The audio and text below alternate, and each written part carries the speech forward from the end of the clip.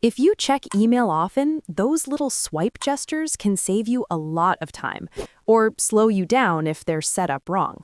On your iPhone 17, swiping left or right on an email can delete, archive, flag, or remind you about a message. And the best part is, you get to choose what those swipes actually do. Here's how to set or change mail swipe options on iOS 26. Open Settings. Scroll down and tap Apps. Find Mail in the list and tap it. Under the Message List section, tap Swipe Options. You'll see the current actions assigned to swipe left and swipe right.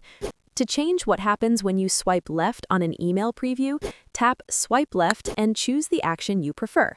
You can do the same for Swipe Right by tapping it and selecting a different option. The changes apply immediately. To test them, open the Mail app and swipe left or right on any email. You'll see the new icons and actions appear based on your selections. If your email habits change, you can always return to this menu and adjust the swipe actions again. And that's it. Custom swipe actions make managing email faster and less frustrating.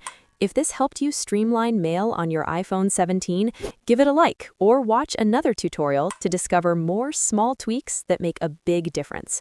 Thanks for watching.